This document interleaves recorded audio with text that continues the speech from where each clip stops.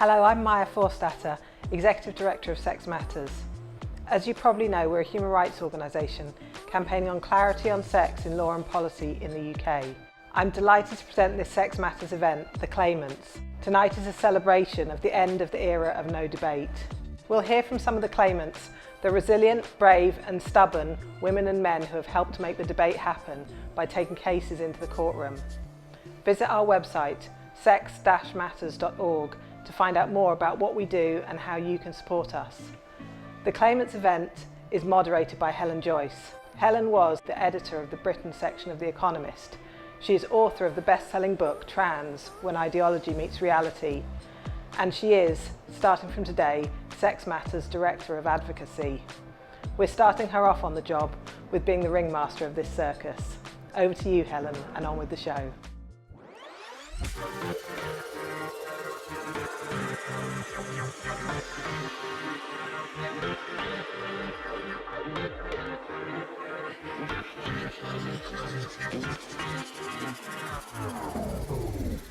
So the people that we have here on the stage with me today are going to be talking not just for themselves, they're talking for those other people, but they're talking for everybody. They're talking for courage, truth, free speech and open debate. But can I ask you, was there ever a moment that it made you laugh out loud because it was just so bloody ridiculous? Just too many occasions. It was good on this last round of tribunal hearings that, was online and turned your video off. The judge was really laughing. There were too many. But in the very first one, in my original hearing back in 2019, the lawyers do these kind of mic drop moments, and it was the other side's mic drop moment, and we were talking about sex being assigned at birth, and I said, no, sex is not assigned at birth, it's observed at birth.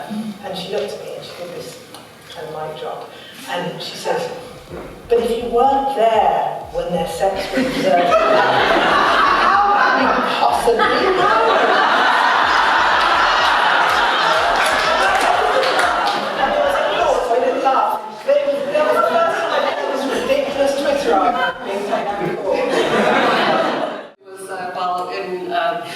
In court in my living room, because weirdly enough I hadn't actually been in court yet because of obviously COVID, so we were actually doing all our court appearances while actually in our living room in our pajamas. So I have actually not even met my QC or my advocates solicitor.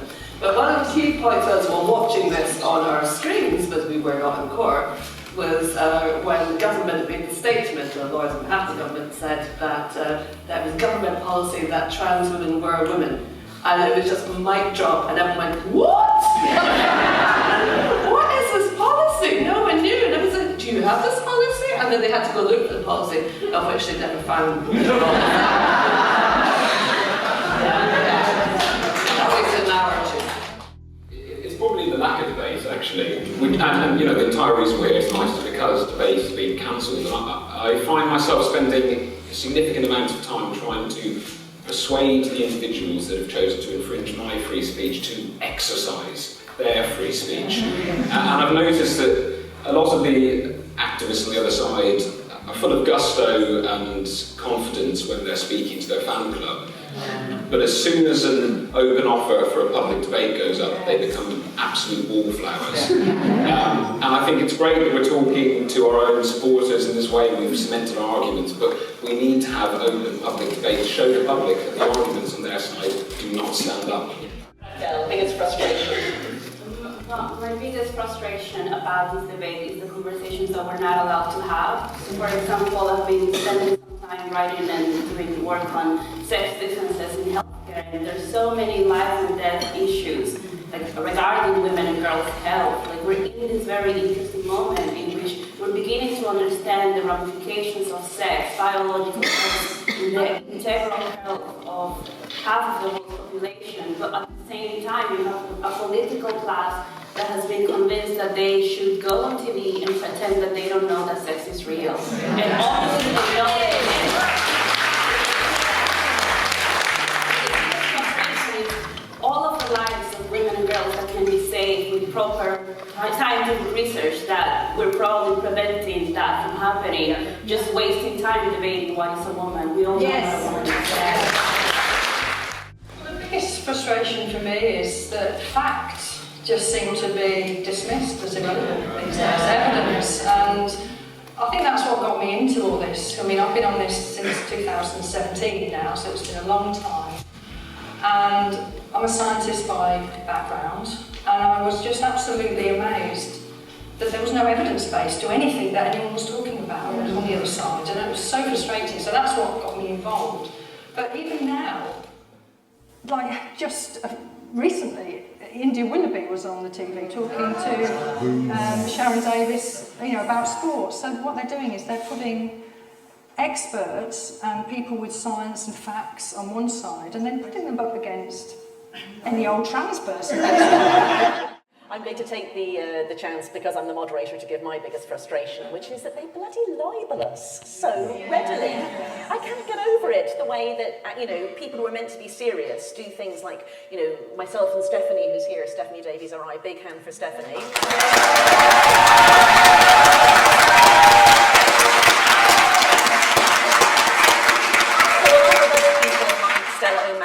Serious people who've been thinking hard and working hard in this area. We were meant to be speaking at a conference to trainee clinical psychiatrists, one of the most important audiences you can get. And both Stephanie and I were kicked off the programme because people complained about us, and I did see some of the complaints, and these were just frankly defamatory. And so it's frustrating to me that people who are in authority listen to this sort of crap. Now, while I'm mentioning Stephanie, I'm going to sort of take another detour, which is to tell you that the paperback of my book is out at the beginning of May. Stephanie has kindly accepted the dedication, so thank you, Stephanie.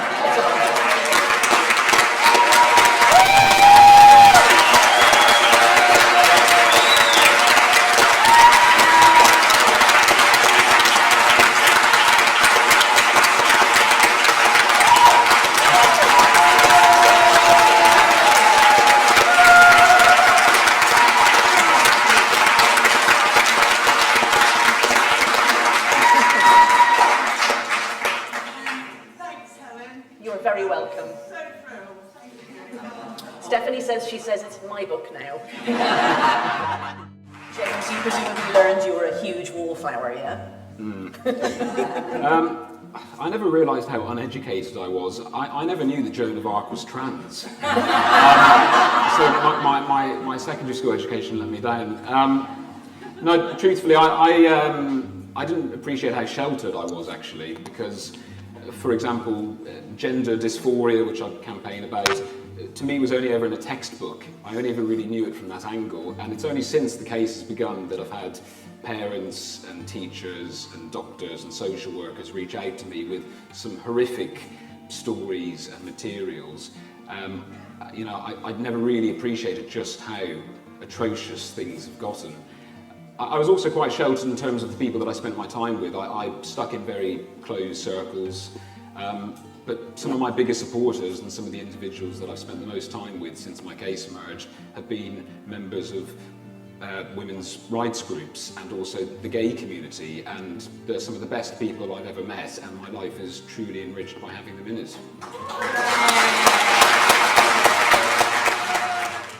I learned how ignorant I was about the fact that people don't think through even one sentence, and also how naive I was in thinking that people who want to do something, in particular men, would listen to any sort of argument. Like, the thing that amazed me when I started was I thought that if I said to somebody, but look, if you let male people into female-only spaces, they cease to be females only. And they would go, oh yeah, I see what you mean.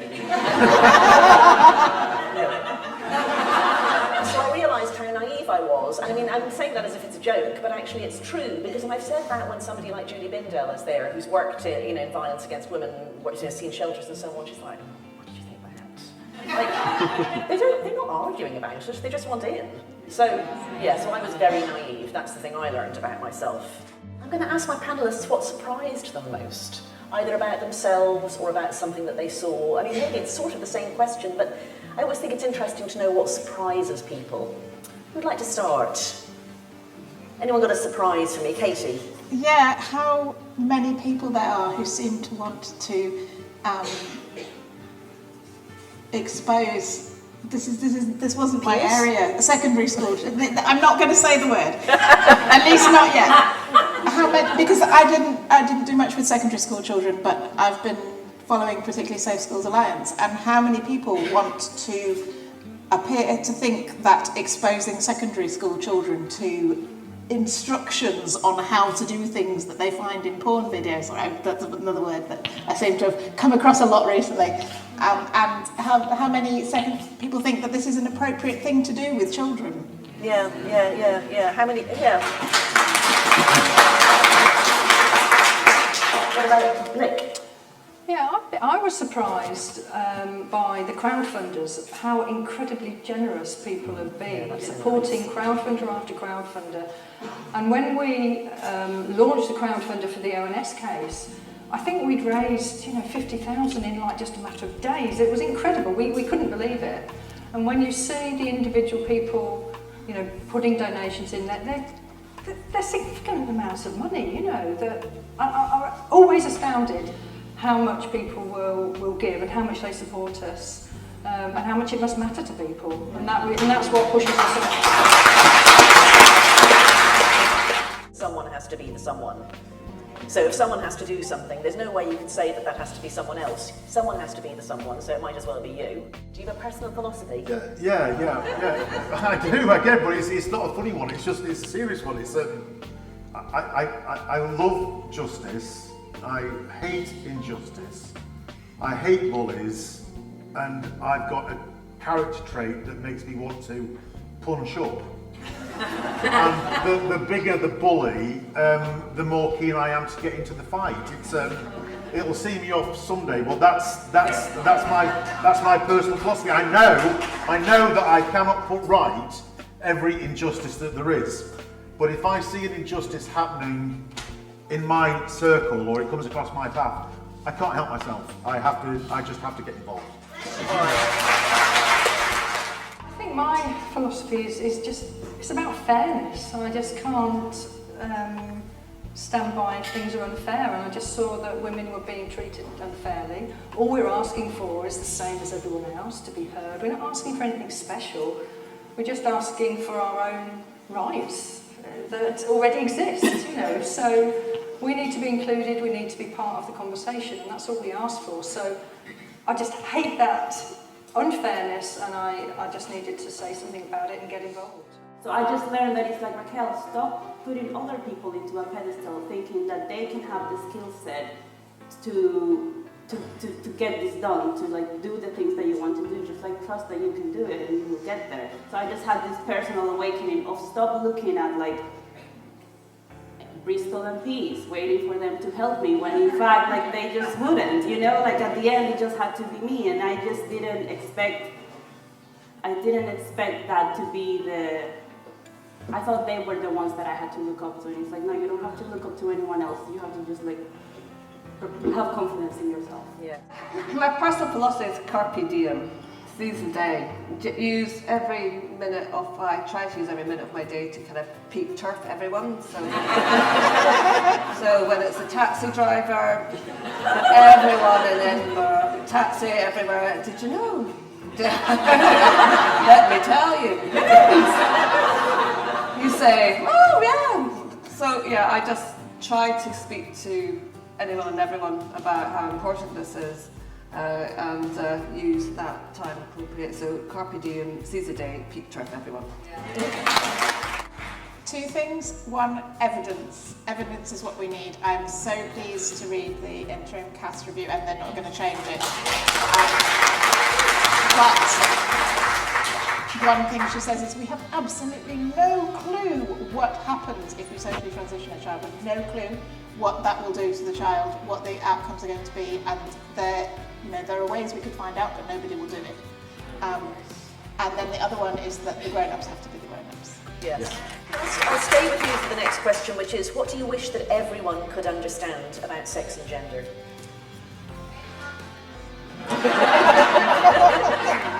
We can all go home now. I was talking to a colleague about the research that I'm doing and talking to him about, so this is a colleague who doesn't research kids, and he said, oh, but when the schools talk about this boy wants to be a girl, they mean gender, don't they? I was like, Tom, children do not know the difference. Yeah. Sex and gender, what does everyone understand?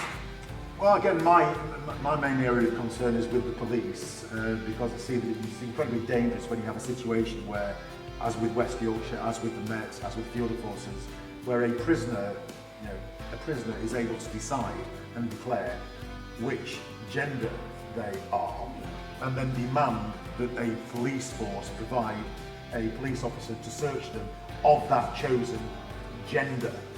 So I just want the police to start understanding that gender is made up bollocks, and we need to get back to talking about sex. I think everyone should just know that we're wasting time, you know, every time we have this, like, it's so stupid when politicians go on TV to say, like, oh, I don't know what a woman is. Of course you do. I think like all of that conversation is like, we're wasting time. This is affecting women in prisons, women in shelters for violence against women and girls. This is affecting medical research into sex differences, and that is an urgent matter, you know, and I wish that they just grasped the urgency of just settling this issue, or just stop forcing this dogma down everyone's throat, so that we can actually go back to the work that we want to do. Yeah. When I talk to people about it, and they say to me, God, it's complicated, isn't it? I don't know what to say. It's not complicated. It's really simple. Sex is not gender. Simple as that. Yeah, I mean, I think you almost never need the word gender unless you're talking about French grammar. Yeah, absolutely. If you mean sex, use sex. If you say gender, think about what it is that means. Does that mean the sex people think you are, the sex you want to be, the sex you're perceived as, you know, gender stereotypes? What is it that it means, and replace it with that word? Or if you actually mean sex, it means sex. And if it means people are allowed to lie about sex, then ask why people are allowed to lie about sex. Yeah. Well, just likewise, Maya's word is penis, mine is sex. Sex. Talk about sex all the time. Sex matters. Sex matters. And this one was one of the ones that was sent in as, and it's, I think, quite an urgent question probably in one way or another for everybody here, or for many people here, which is, what piece of advice would you give to somebody who's coming up against these issues, whether that's in a child's school or in a workplace? All of you have stuck your neck out, and maybe you might say, okay, stick your neck out again, or maybe you wouldn't. But like a useful piece of advice for somebody who's coming up against these issues. Nick, I think I'll start with you. I think the thing people have to realise is the majority of people believe what we say. You are not on your own. Everyone really knows what the difference between a man and a woman is.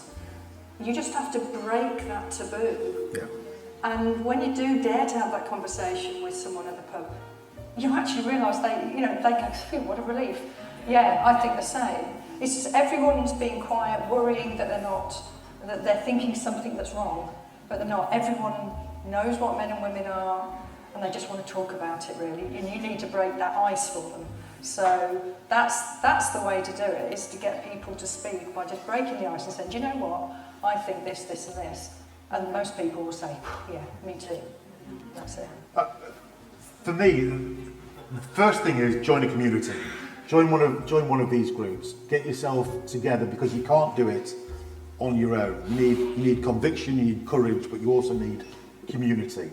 I would not be here without Fair Cop, and yeah, I absolutely wouldn't. Yeah, my bit of advice would be, don't lose your job. She's done that for you. What's your bit of advice? Yeah, I mean, it's similar. It doesn't have to be all or nothing.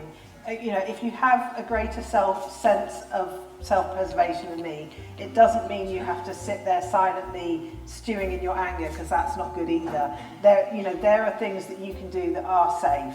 You know, write your MP, talk to the council campaigners when they come to your door, ask them, do you know what a woman is? You know, all these things that you can do, talk to your child's school, the people who have accountability to work for you and who can't make you lose your job. Find those safe ways and take those safe pathways. So, I'm not asking people to run into a burning building. We're not going to win by everyone running into a burning building. We're going to win by making the space bigger and safer for more people. And that's what we're trying to do with Sex Matters, is kind of give people tools and avenues and ways of making noise without losing their jobs and in ways that are effective. But don't sit with the anger, because that's not good either. Yeah. Yeah, I'd probably give a mixed message, actually. I think the first is, I'd say to people who are considering standing up and speaking out, to be prepared to lose many things, possibly even everything, because unfortunately we still live in times in which people will come for your job, and they will come for your livelihood, and they will come for your reputation, and you might even lose friends and family over this. At the same time, from my own perspective, I would say that there is nothing more freeing than being true to yourself. And if you do stand up and speak out, and I think tonight's fantastic atmosphere demonstrate this, you are not alone. I would say my advice for people is that, whatever happens, you can survive it. I mean, I went into, the thing about my case is that I went through everything that I went through, when I was kind of by myself in this country. Like, I didn't have my family, I didn't have my network, a different country. But I went into already being a very, very strong person, and out of all the claimants, I think I'm the only one who sustained a psychiatric injury because of the bullying and the harassment. But I survived it, and I went through it, and probably my life is better because of all the work I did in the meantime. Like with trans activists, they like to tell people, if you speak out and say basic things like men and women, male and female are real categories, your life is going to be ruined. I get all of these messages from women saying like, oh Raquel, I really want to speak out, but I'm terrified of everything that they're going to do to me. And it's like, I always say, listen, it could go bad, but it could be very positive as well. You can find people who support you, you can find a lot of positive things that happen to your life. And I just like to say to people, like all of the threats, they think that they have the power to destroy your life, and they don't. Like losing your job is bad, getting a psychiatric injury, that's really bad. All of these things are terrible, but they don't have that power, the power to destroy you. So I would just say to people, like, if you decide to go through this, like, you will be fine, you will survive it. It's not kind to lie to children, especially not about biology, and don't be afraid to be that parent. I have a lot of experience of being that parent. Everyone can do something. You have the ability to do something. So the most basic thing that anyone can do is get in contact with your politicians, write to your MPs, your councillors, and keep that dialogue going. Ideally, meet with them. It's harder to actually, if you meet with them, you're not getting a staffer that's going to be writing you a standard letter back. So if you meet with them and look in the whites of their eyes and then ask them that question, do you think a woman has a penis? And let them just sit back and watch. Just have that conversation with them face to face. So yeah, but if you can't have a meeting face to face and they're not nearby available, start writing letters. Letters are fantastic. Just keep going at it, and everyone can do something. Here's another question from someone in the audience. Are you anticipating even more extreme actions and claims by the other side now that no debate is over and we are winning some battles? What do you reckon? Is it going to get worse before it gets better? I can't see how it can get more. Oh God. I'm sorry. She's jinxed the next 5 years. I think it's more how embedded it is, how much we kind of think, we think we're winning up here, and the roots of it go so much deeper. So I don't think it's that something new is coming. I think it's that it's been embedded for 15 years, and there's a lot of work to do to pull that up. Anyone else have a comment to make on this question of whether it will get worse before it gets better? I think that you cannot unpick everyone that has already picked. You know, Yes. like it's gone past a tipping point, and people are having conversations all over the world. These policies with gender identity only work as long as they are imposed in secrecy. And there's no secret anymore. Okay. I think it will definitely get worse before it gets better, but I intend to make it worse for them. We are going to keep prodding the bear, we're going to keep challenging authority, we're going to do things, and we're going to take them to court. Another question from somebody in the audience, and I'm going to start with James and Harry, because the question is, what does any of this mean for men? Because we have to get the men in. I don't know, it's quite nice being in demand, isn't it, Harry? Absolutely. Is it nice being the minority, being the sort of the token? To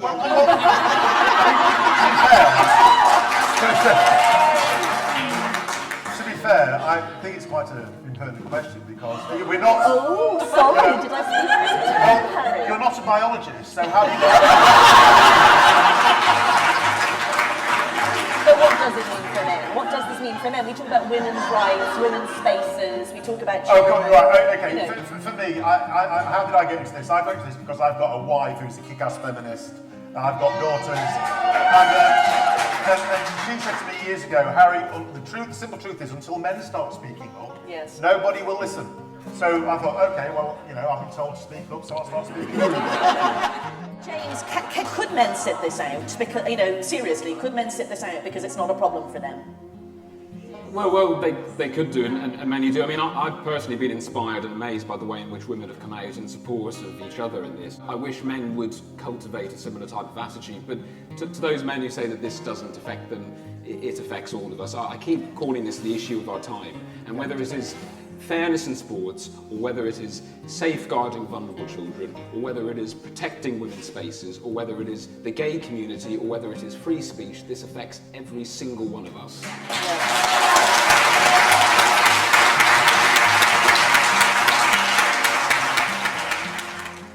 This is a battle between fact and fiction, isn't it?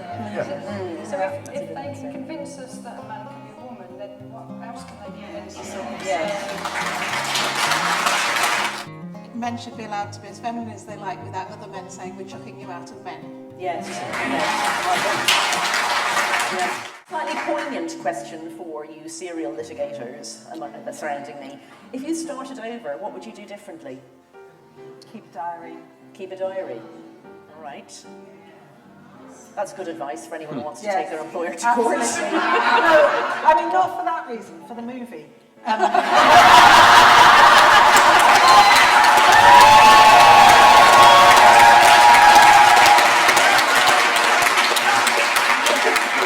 Keep a diary on the experience. I wish I'd kept a diary.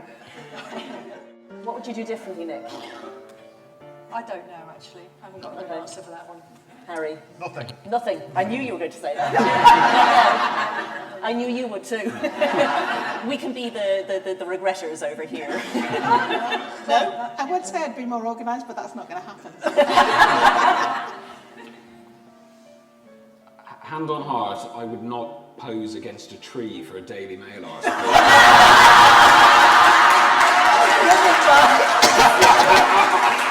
I've never been in a professional photograph shoot before, and this Daily Mail photographer rocks up and tells me I'm going to look incredible with my arms crossed, leaning up against an oak tree in the back of my bloody estate. It looks atrocious. I can never unlive that. Don't trust Daily Mail photographers. Yeah, you don't. You don't trust. It's a little known fact, but and I don't say this often, particularly in public, but I was once Mr. August in Take a Break magazine. so if I'd known that this was going to happen, I would have shed a few pounds, tried to resurrect my modelling career.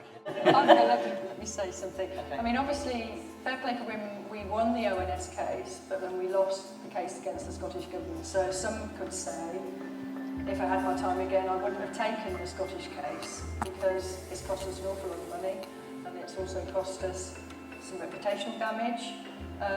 But actually, I would take it again, even though we lost, because we had to show that we would not stand for it, and that we would not lie down, and that women will cause a fuss if they're not listened to. Win or lose, we have to make that fuss, and we have to show respect. My last question of the evening for my panellists, and the question is, what are you looking for as the sign that things are really definitively turning our way? What's the thing that you hope will happen in the next year, or the thing that you regard as the straw in the wind, or the moment that you think that's nailed down and it can't be taken away from us? I think when we stop experimenting on children. Yes.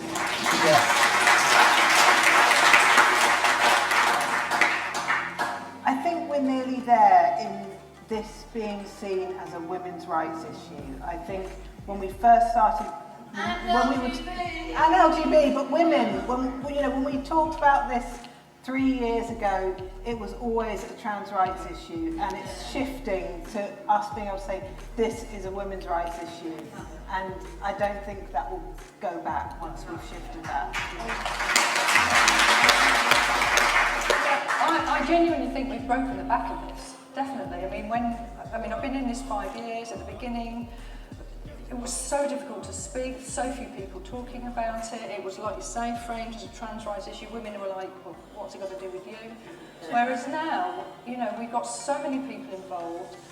We've got politicians talking about it. That's a massive step forward.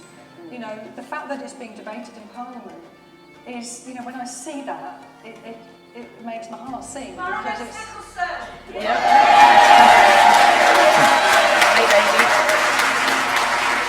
There are so many MPs and peers now talking about it, and they're doing great work, and they're doing it because we opened up the space for them. Let's face it, we started it, and that's what our job has been, and we've been bloody good at that.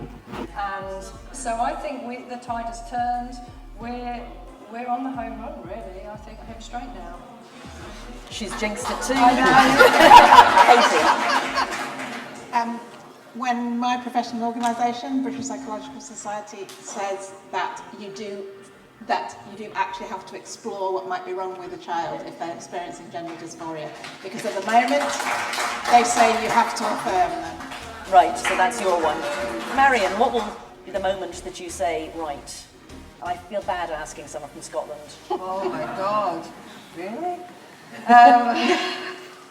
I'm just looking at all the kind of pieces of legislation that are still to come through in Scotland of self-ID, which is still on our cards, and conversion therapy and multiple other aspects, including misogyny bills, so we're getting it tight.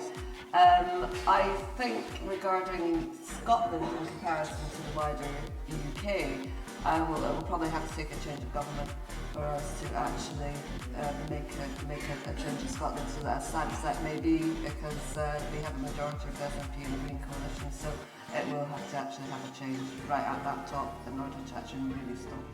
What would you say? What's your...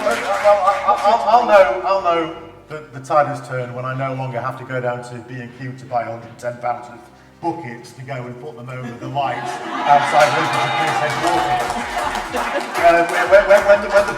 when the police stop painting their cars in rainbows, when they stop raising the trans flag, when they leave Stonewall, and when they march in a plain uniform beneath the banner that says, "We serve all our communities without fear or favour." That's when I'll know that the tide has turned.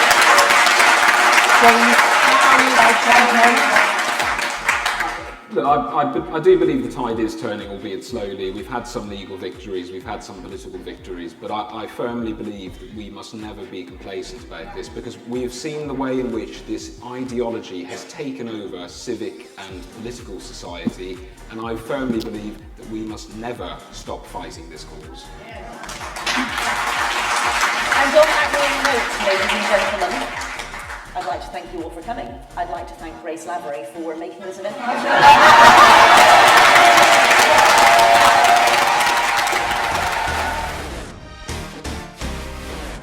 Yeah, thank you so much for that.